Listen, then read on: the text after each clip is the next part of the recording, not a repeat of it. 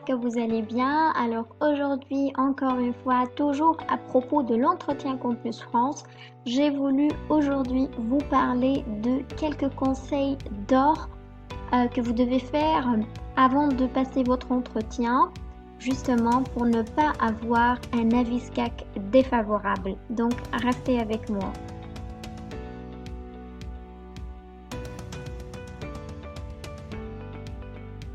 Donc, premier point auquel vous devez faire attention, c'est se situe au niveau de votre CV. Donc, mes amis, 2 jours avant la passation de votre entretien, s'il vous plaît, révisez votre CV. Donc, premier point, si vous avez, ce point-là concerne les points de langue ou le niveau des langues que vous avez mentionné au niveau de votre CV. Donc, je sais que la majorité des étudiants ne maîtrisent pas vraiment les langues qu'ils insèrent dans leur CV. Donc, vous dites dans le CV que vous avez le niveau C2 en anglais, le niveau B2 en allemand, en espagnol, en italien, en russe, au japonais, quoi que ce soit. Alors qu'en réalité, vous pouvez ne pas maîtriser ces langues-là. Donc là, faites très attention, mes amis, parce que sincèrement, le conseiller de Campus France, ce que vous devez mettre en tête là, c'est que généralement, ces conseillers, ce sont des profs de français, donc des enseignants de français à l'université. Si ce n'est pas le cas, généralement, ils sont des enseignants d'autres disciplines, mais toujours à l'université. Donc, mettez-vous en tête qu'un enseignant à l'université, déjà, il a fort probablement été formé à l'étranger pour une période donnée, soit dans le cadre d'un stage, d'une formation. Donc, la maîtrise des langues est très familier par rapport à ces gens-là. Donc, mes amis, si vous tombez sur un conseiller vraiment de strict, qui prend son travail au sens très strict, il peut, en jetant un coup d'œil sur votre CV, se dire « Oh, ce monsieur ou cette demoiselle-là a le niveau C2 en allemand. Et laissez-moi se rassurer si elle a vraiment le niveau ou bien elle est en train de mentir. » Et sachez-vous que c'est de sa mission. Il est chargé, sa mission, c'est de savoir, de vérifier l'authenticité, la sincérité, d'accord, de toutes les informations qui sont mentionnées sur le dossier de chaque candidat. D'accord, c'est sa mission de se rassurer de la fiabilité et de l'authenticité et de la sincérité de ces informations-là. Et c'est à lui, à sa manière, de vérifier ça. Parmi les manières à travers lesquelles il va vérifier là, par exemple, quand il voit dans le CV que c'est mentionné un C2 en allemand ou en anglais, de vous poser des questions en anglais. Par exemple, il peut s'exprimer directement en anglais, ou en allemand. Il vous demande directement de répondre. Ou bien, il vous demande franchement en français de s'exprimer, de résumer, de dire ça et ça et ça en allemand ou en anglais. Alors là, mes amis, si vous ne maîtrisez pas vraiment ces langues-là et vous avez mentionné dans vos CV que vous avez un niveau très élevé, là, vous êtes vraiment et vous serez, je ne vous le souhaite pas, mais vous serez dans une situation très déplorable là. Vous risquez fort probablement d'avoir un avis SCAC défavorable parce que là, il va se dire, ce monsieur-là, que ce candidat, cet étudiant, il est en train de nous mentir. Et du coup, c'est pas bien du tout par rapport à votre candidature. Donc, mes amis, si c'est déjà fait, parce que je connais que la majorité de vous ont déjà postulé, donc si c'est déjà fait, au moins, essayez de se familiariser un petit peu avec quelques, disons, les phrases les plus connues par rapport à cette langue si vous ne maîtrisez pas du tout cette langue-là. Mais j'espère que ce conseiller ne passe pas sur ce point parce que vraiment là, s'il vous demande là de résumer un contenu de votre spécialité en allemand, en espagnol, en italien ou peu importe la langue que vous avez mentionnée dans votre CV, ce sera vraiment la catastrophe. Là, je ne vous le souhaite pas, mais s'il vous plaît, mettez ça en tête. C'est très essentiel.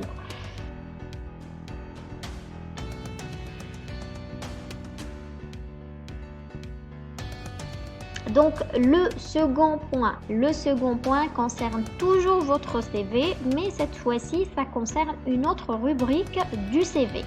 Donc la deuxième rubrique, ça concerne vos centres d'intérêt, ce que vous aimez faire le plus. Donc généralement là, je fais partie moi aussi en fait, mais généralement les étudiants quand ils veulent remplir cette rubrique-là, généralement c'est des rêves. Ils écrivent, ou vous écrivez généralement que vous maîtrisiez ou vous aimez, excusez-moi, le voyage, le ballet, la danse, la lecture de la littérature française, de la civilisation française, je sais pas quoi, l'écriture, la lecture, ceci, cela.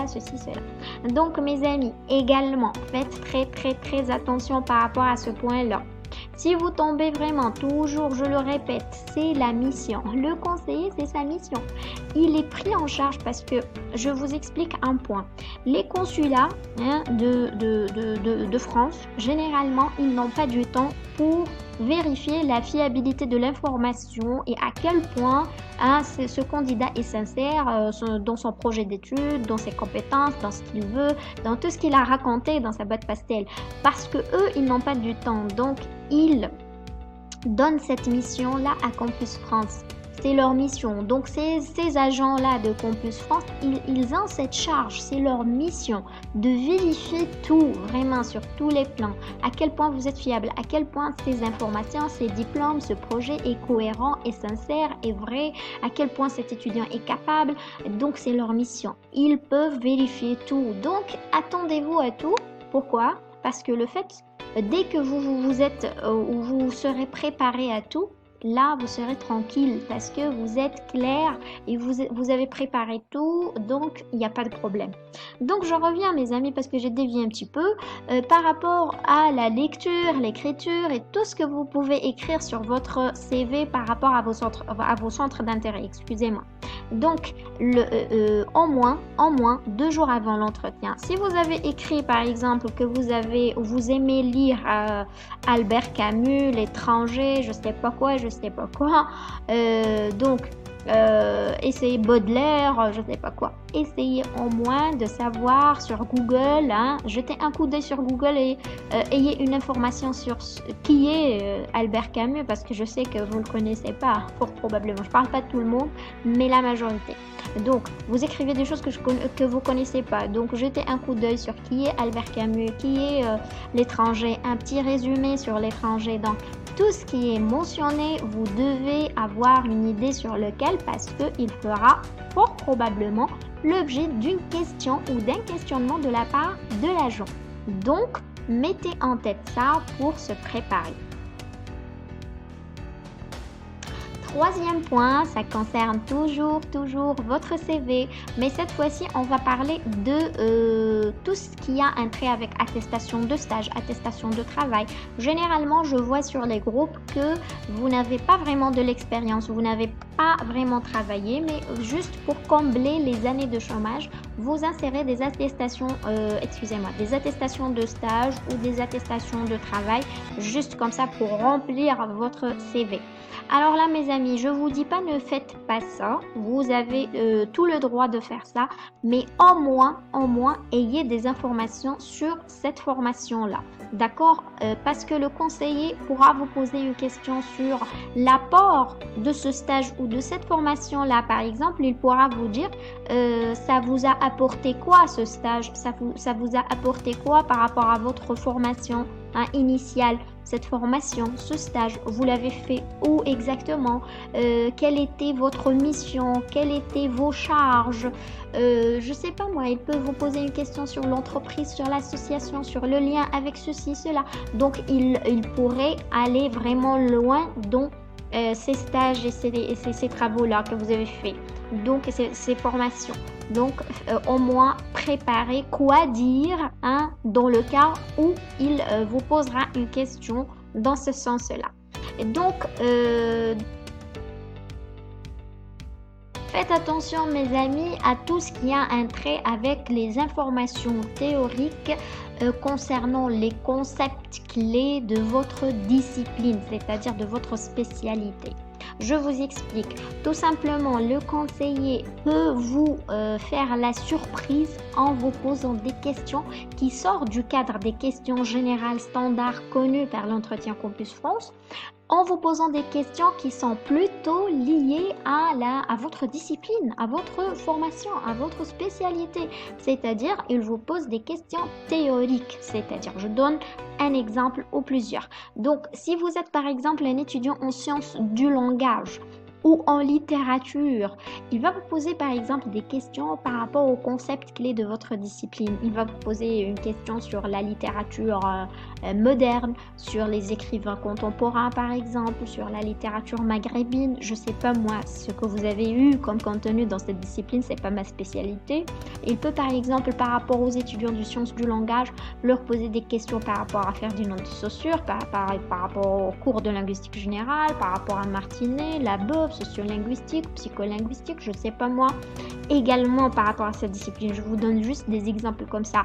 C'est vous qui connaissez le mieux en fait votre spécialité et les concepts clés de votre spécialité. Je sais pas si vous êtes en informatique, peut-être il vous posera des questions par rapport à l'algorithme, au Pascal. Je sais pas aussi par rapport à l'informatique, c'est pas mes spécialités. Si vous êtes en chimie, en biochimie, je sais pas, mais tout dépend. Chacun de vous a vraiment les piliers, les concepts clés de sa discipline. Donc, je vous demande pas de réviser tout le programme avant l'entretien, mais juste avant 2 jours, vous avez la possibilité de jeter un coup d'œil sur vos cours anciens si vous avez déjà les cours, juste avoir une information générale pourquoi pour trouver en moi une information, une actualisation de vos informations, trouver quoi dire dans le cas où le conseiller vous posera une question. Donc, mes amis, c'est ça.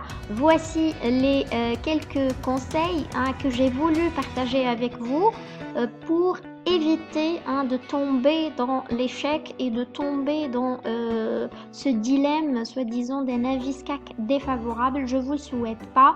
J'espère que ces points-là vont vraiment vous aider avant de passer votre entretien.